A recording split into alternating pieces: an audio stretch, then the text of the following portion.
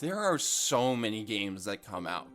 It may not seem like anything crazy if you focus mostly on AAA and only the biggest indie hits. But when you look down to see all the games that come out and people don't talk about, it's an overwhelming amount. More than you could get to in a lifetime. The video game industry is harsh. So many games just get lost if they aren't either lucky or something with a huge budget. So many projects with passion and love just don't get noticed. That's why I make the videos I do, to try to get these underrated titles a bit more attention. But sadly, sometimes these games aren't exactly something that could fit a whole 20-minute review video. This could either be because of them being short, or really just not having as much to say about them. But I don't want to forget them, so instead of leaving them in the dust, this is a new way to handle them. Just a video covering several games I think you should check out. No real connective tissue other than these being games I really enjoy. Sections can be whatever length, and basically anarchy reigns here. But, with my horrible intro out of the way, let's dive right into the games.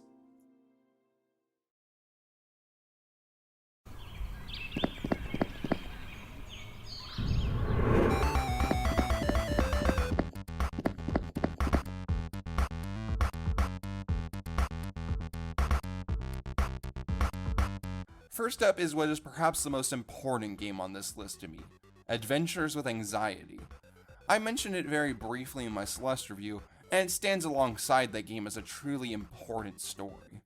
This is a small web game made in 2019 by Nicky Case. Nicky Case is a dev who I really only discovered with this game near the end of 2019, but my goodness did they make their impact.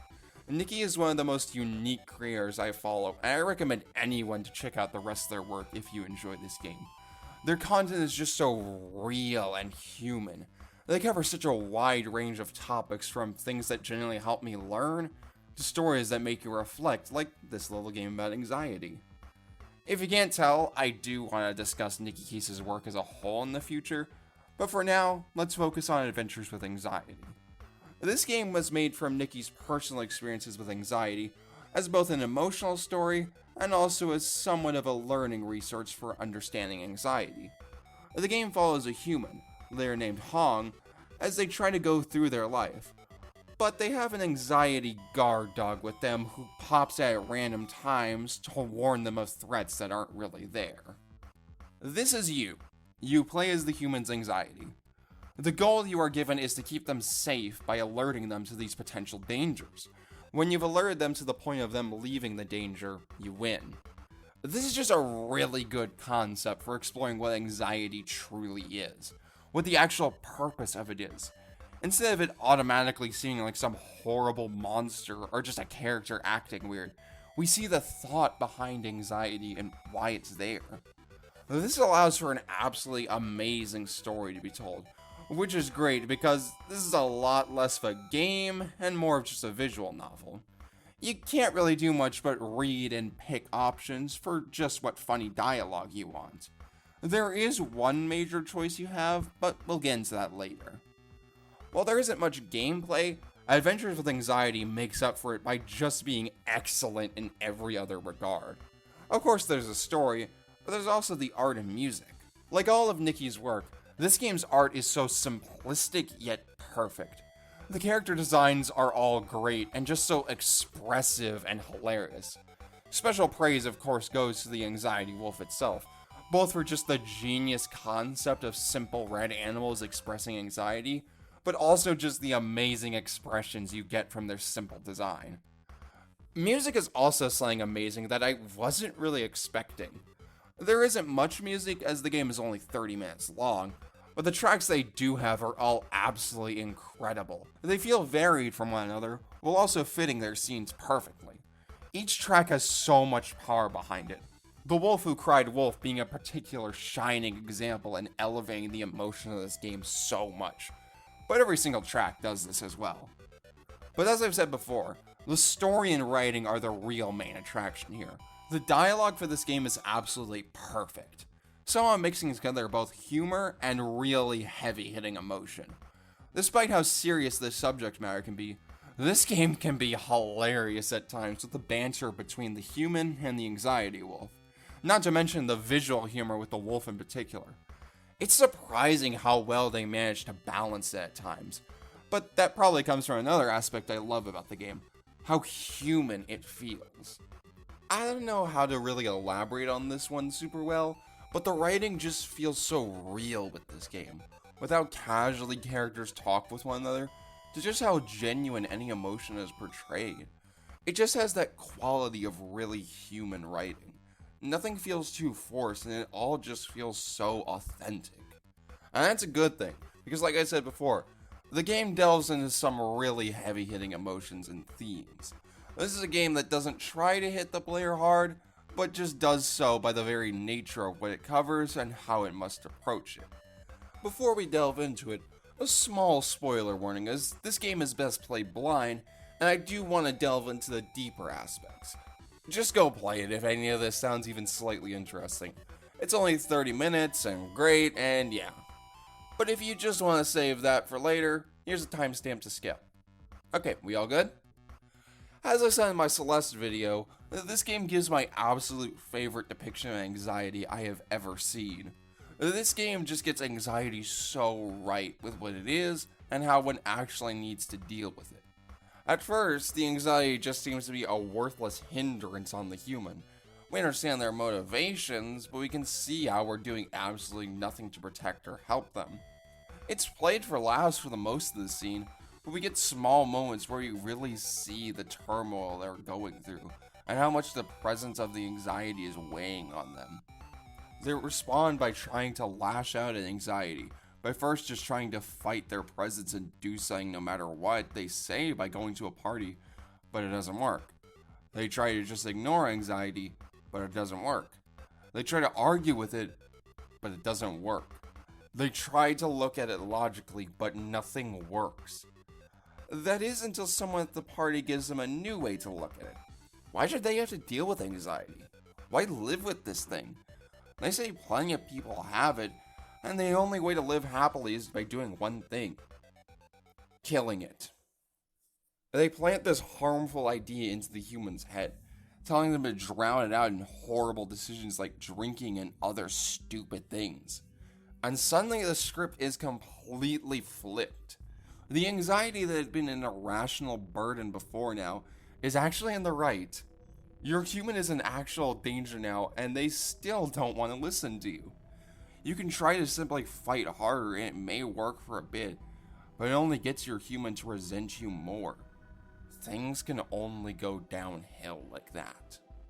Another party, and the human is not just in minor danger, but genuinely life-threatening danger. This is the most hard-hitting scene in the game for me, as this is when the script is fully reversed. You are completely helpless, and anything you try to do to stop them doesn't work. You feel utterly hopeless, and this can end the way it realistically would for many, but there is a right way to handle anxiety that can save this, by just speaking with them. Not to scream at them, but just to finally speak with them. This leads to the ending of the game, whether that final party went well or horribly. The same realization is found. Fighting anxiety is a horrible idea, but also pretending it isn't there is awful too. So, in one beautiful scene, you just talk without fighting, trying to come to better places with your fears. And this is just such a perfect representation of what it's like to live with this. Anxiety isn't some horrible monster to fight. It's not there to hurt you like so many things will portray it as. It's there to help you and keep you safe, but it just doesn't know how to do it properly. Instead, it ends up screaming at things that might not be there, whether it be your self-worth, social life, or its actual health. It ends up feeling like something out to get you, but really it's just bad at its job. You can try to run from it or fight it off, but that won't get rid of it. You'll only make it scream louder and louder till you drive yourself insane or into something terrible by not listening to the alarms. Anxiety is a part of you, and the only way to truly find peace is just listen in and try to work with it. It may not always be perfect and can still scream at things that aren't there, but by listening into it and not just trying to shut down the thoughts, you can begin to calm it down, and whenever it is right, you can be on track of quick improvement or safety. And this game encapsulates this idea so much better than I could ever put it. It's just absolutely beautiful to finally hear this hopeful message if you deal with anxiety and don't know about this mindset. God knows I needed it when I first played it. And just to top off how amazingly this game tackles mental health, Nikki went above and beyond and also has an essay companion to the game, going more in depth about how to begin to take steps in the right direction. Adventures with Anxiety is one of my favorite games despite how small it is. Check it out if you skipped ahead, or even if you got those spoilers. It's still a wonderful ride, and Nikki Case deserves all the love for this incredible game. Check it out, and their other works.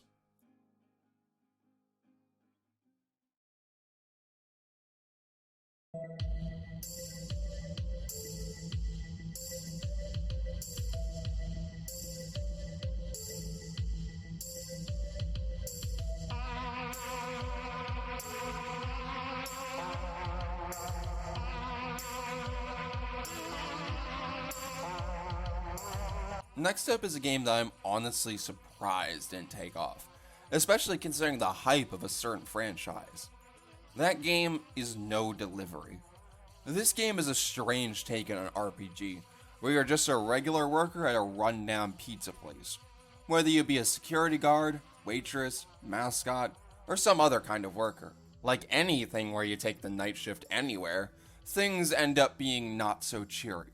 From how many people have gone missing, to a horrible implied history, to all the strange phenomenon you will witness. This game was made by the developer Oats, and is actually a sequel to a previous game of theirs, although you don't need to play that in order to get this one. This game stands in its own right with the story it tells and the experience it provides.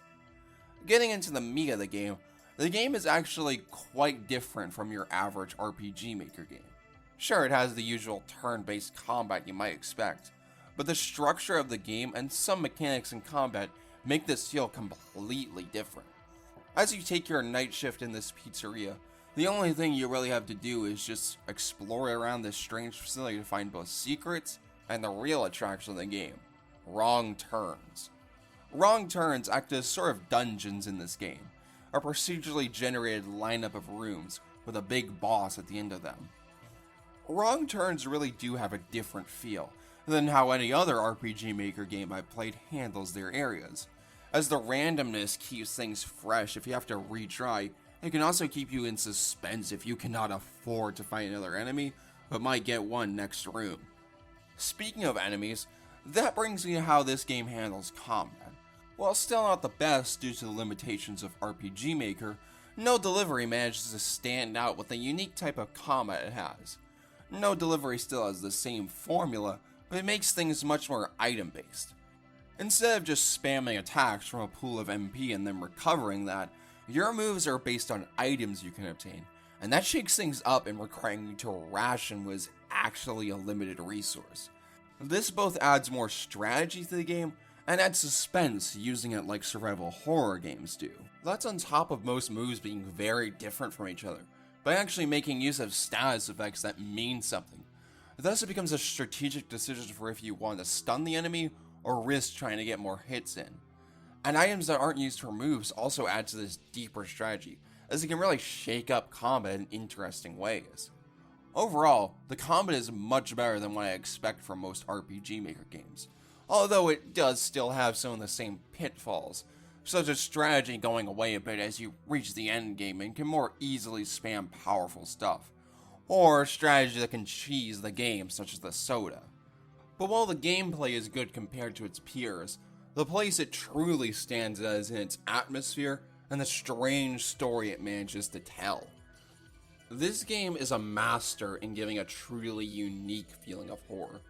It's said by basically anyone who talks about horror that good horror relies on the unknown.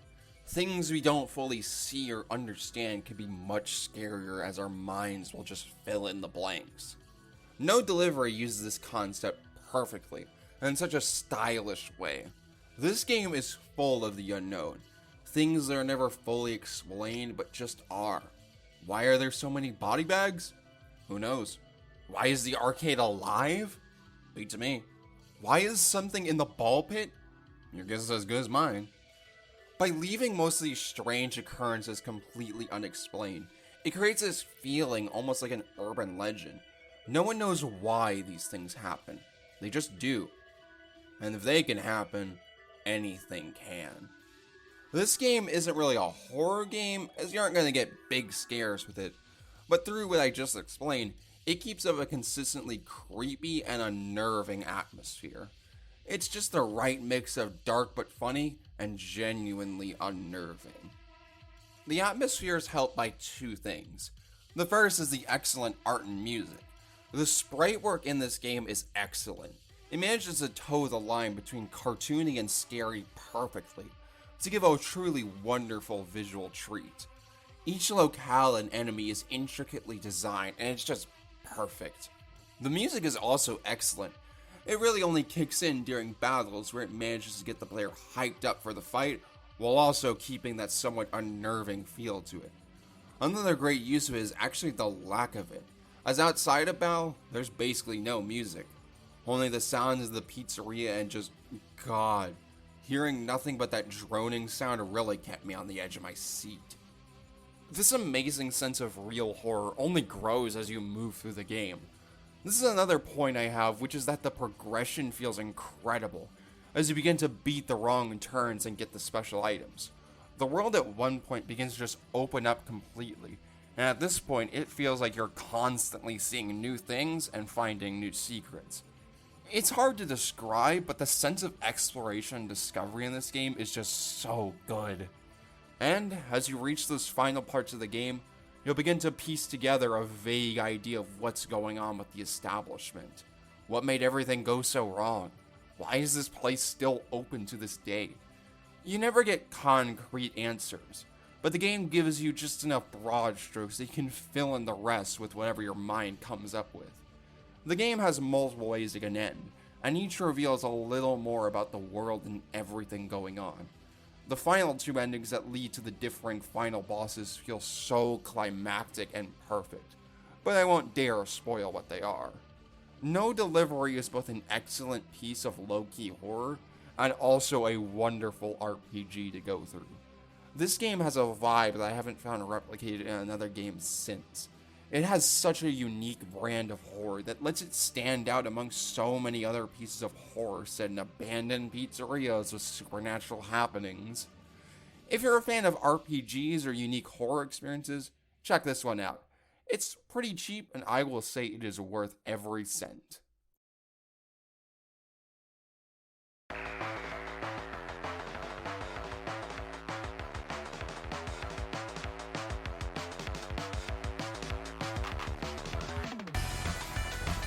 Probably the most obscure game on this list, as I have heard absolutely no one talking about this game, is Vision Soft Reset.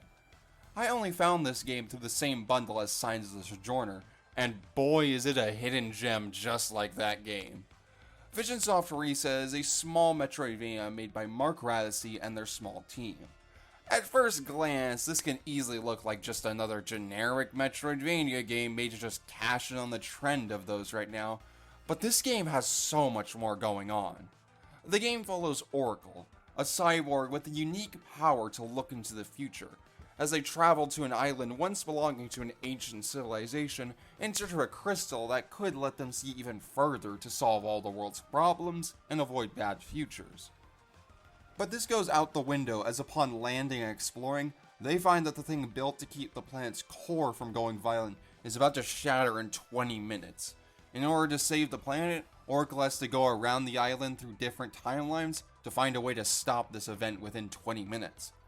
The plot expertly sets up the main gimmick of this game that makes it something special.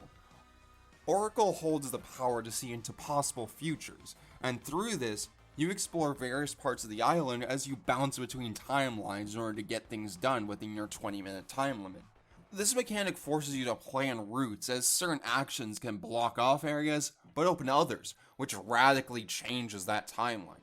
and some things are on a timer and you have to find ways to reach them quickly.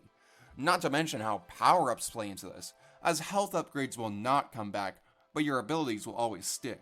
This will lead to interesting choices such as going back to redo a timeline faster with new abilities and give yourself more time, or going back to take extra time to collect health for a boss fight. It really changes how the whole game feels in terms of structure, and it's just so interesting. The game itself plays like a standard side-scrolling Metroidvania, with some decent platforming controls and shooting combat much like that of Mega Man or Metroid. Later abilities do spice up both the platforming and combat though. But there is another thing that makes the combat and bosses of this game really stand out. Along with traveling between possible timelines, Oracle's vision allows them to see the enemy's actions before they happen. On top of this, they can use their limited vision resource they get for killing enemies to quickly rewind time, to either avoid damage or take a better course of action. This is kept balanced both by the limited resource and with the fact that if you use up your rewinds, you can no longer see enemy visions. It becomes a strategic choice between taking back the hit or having a better chance for the rest of the fight. These two abilities combine to make the combat very different from other Metroidvania games, as it becomes very focused on planning, dodging, and figuring out how to exploit the enemy's next move to deal some hits. The boss fights also use the vision system to allow for some very fun patterns of attack.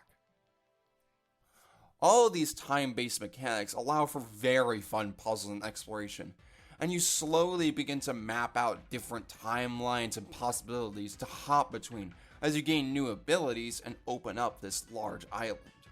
The progression also feels really different, but absolutely wonderful thanks to the time mechanics. Abilities open up whole new possibilities, not just for opening new areas, but also in allowing better use of one's time in previous areas. Not to mention how fun the abilities themselves are, from the claw that seems like a gimmick power at first to just open up certain barriers, but becomes both a game changer in combat and for platforming, to the multi-directional dash, which is almost like Celeste and feels incredible to control. Exploring this island to find them is just an absolute joy. Speaking of the island, the areas in this game are absolutely excellent. Each of them feels very distinct and offers very unique enemies and puzzles, from the traps and lasers of the lab to the platforming and giant puzzle of the floatlands. Each of these stands out thanks to the surprisingly great art of this game. Despite the somewhat generic pixel look, it manages to stand out through wonderful design of the areas and enemies. It's a bit hard to describe well, but this game just looks absolutely wonderful and manages to strike out a really eye-catching look through its designs. On top of this is also the music, which was so much better than what I would have expected from this game. The game has a very consistent musical style that I love a lot, with a very electronic synthy feel. The tracks are all very nice to listen to and fit their area as well. It's not a mind-blowing soundtrack like some games I've covered, but it's a very nice score, and some tracks really do stand out like Augur of Darkness and Ring Scythe. Overall, this is a really unique and lovely game, but this game does have a few flaws I can't ignore that do hold it back. First is that some of the puzzles just aren't great. They can feel really obtuse with how to solve them, and can just be more frustrating than anything else. This mostly applies to the lab puzzle that had me pulling my hair out, but also seeps its way into smaller things. Second is that the controls for some abilities can be a bit rough. Some control perfectly like the dash, but others such as the wall run can be a bit of a pain.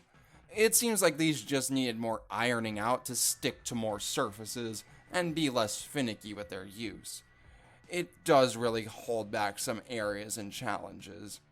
And last is that after the intro and key moments, the story gets a bit scattered. I can't really explain it much due to spoilers, but plot points are kind of just rushed past and never really explained, especially stuff relating to the villain behind everything.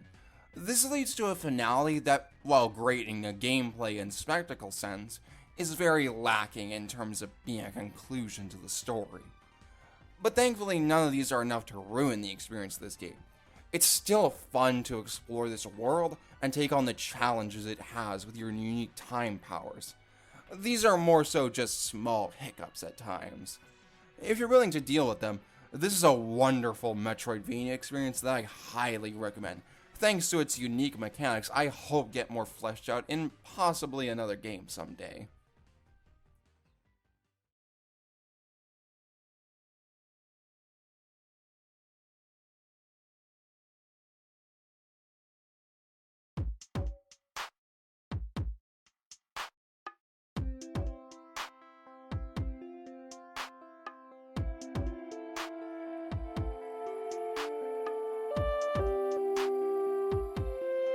Last on our little list here, we have a personal favorite of mine, Diaries of a Spaceport Janitor. Like the previous games, I obtained this game through the massive itch.io bundle, and it was one that immediately popped out every time I looked through the list. This game knows how to make an impression with its art and concept, but we're getting ahead of ourselves. Diaries of a Spaceport Janitor is a game made by a small indie team called Sunday Month, who have made lots of small releases for itch, along with some bigger games like Dad Quest and the yet-to-be-released Paparazzi. The game was published with the help of TinyBuild, my behated. Diaries of a Spaceport Janitor is described as an anti-adventure game, where you play as a strange alien janitor whose job it is to just burn trash in a spaceport filled with adventurers and people selling all kinds of strange goods. And when it says it's an anti-adventure game, it means it, because all those weapons, weird items, and those sewer dungeons, worthless to you. The game itself is closer to a life simulator, as you try to scrape by and also deal with a curse you got from going into those sewers. Though, your curse is just a funny skull who yells at you, so it isn't so bad. Going a bit more deep into the gameplay, it really hammers home the oppressive tone the game wants to convey. It really is just what it says on the tin, as the main gameplay is just incinerating the garbage you find on the ground to earn cash. You wander the streets of the crowded spaceport to find trash to either burn, keep to sell later or for personal use, or just eat. You'll just try to scrape by as you earn enough credits to buy food that won't make you vomit, shifters to help with dysphoria your character goes through, and items to make progress in your quest to get rid of your curse. If this sounds boring, annoying, and tedious at times, that's because it is at times. It plays into an amazing feeling of hopelessness we'll get into later, but it does also manage to make for genuine engagement thanks to two things: exploration and economics. The spaceport is just fun to explore around to find garbage. This is largely thanks to the amazing art direction and music we'll get into later, but just learning the landmarks and ways to navigate this massive city is so nice. You can really just get lost in this world. But there's another reason to explore around, and that's the buying and selling mechanic. You can burn all the things you find on the ground for cash later, but you can also try to find a shop that will buy them, probably for more than one individual burning will give you. This can make for really engaging gameplay, as you try to remember certain buyers that are looking for items that aren't too rare and will buy them for enough to be worth it. And you keep an eye out for those items while begging to remember where they are and how to get there to actually make that profit. These two things keep the days from feeling too tedious, while also keeping with both the crushing hardship and optimistic themes of the game. Before we get into those themes, let's discuss the other aspect that helps really sell them: the art and music of the game. This game may not look great from an objective lens, but my god, is it one of the most visually amazing games I played. This game works hard to carve out a style to call its own, and my goodness does it accomplish that. The 2D characters and 3D environments make for a really nice look that's only made better by the design of everything. This game is just so vibrant with everything, with so many strange designs for characters, items, and just the spaceport itself. The game uses so many bright colors and bold shapes to basically hit you with a truck with these visuals. Everything feels so striking and eye-catching, which really both sells the feel of a crowded marketplace and also gives a real sense of wonder to everything the first time you play. This is also helped by the weird world building this game does. The game does things similar to No Delivery, where this whole world is built up somewhat vaguely, but instead of for horror, it's now used to further the wonder of exploring this world.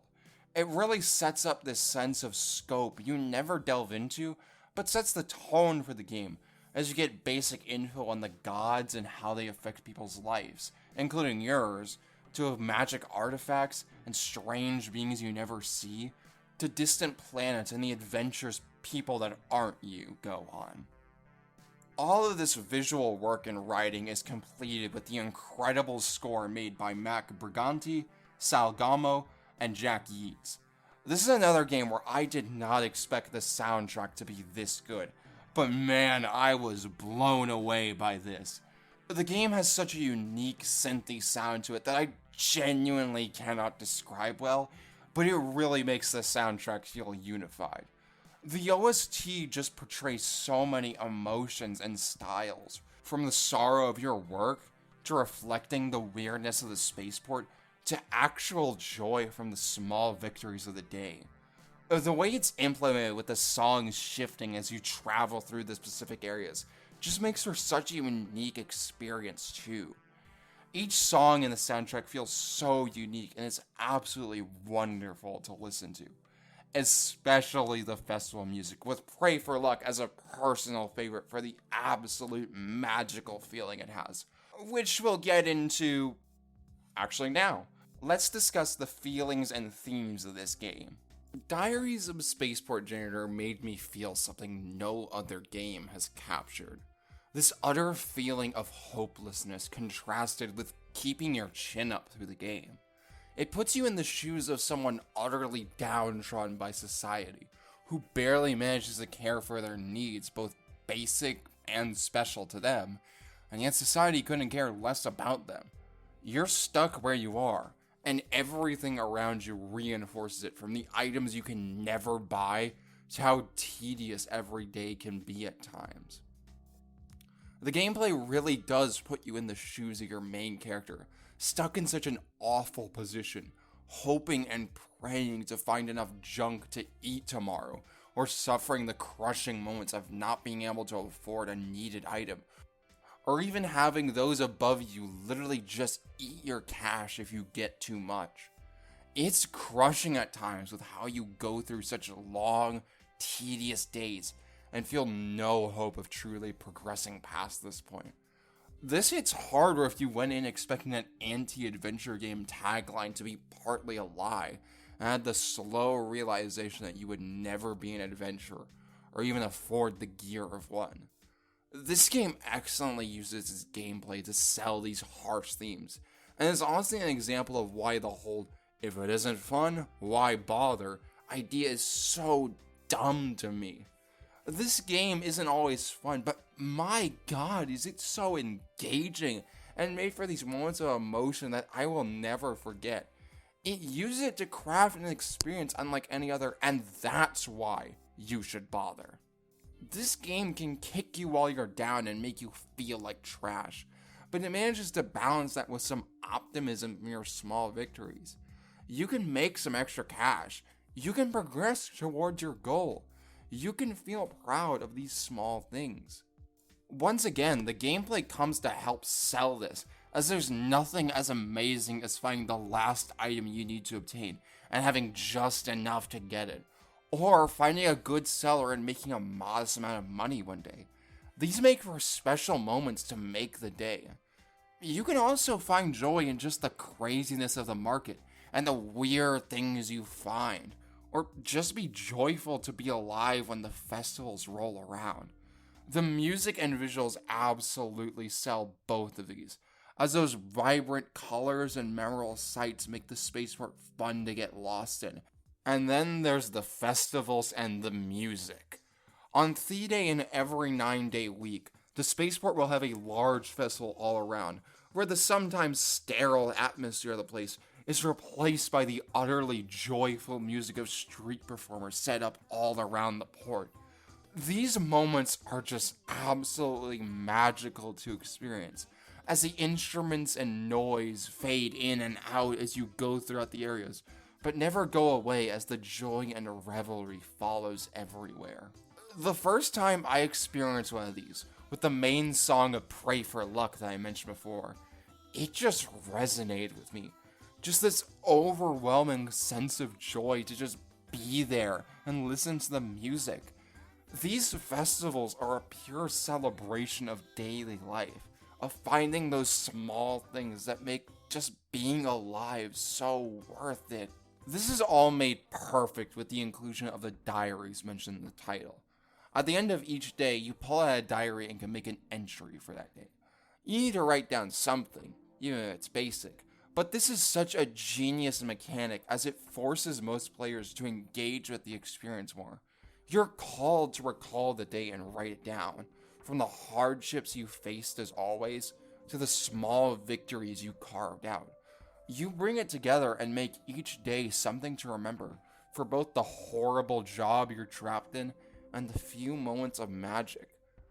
No game has made me feel extremes like this.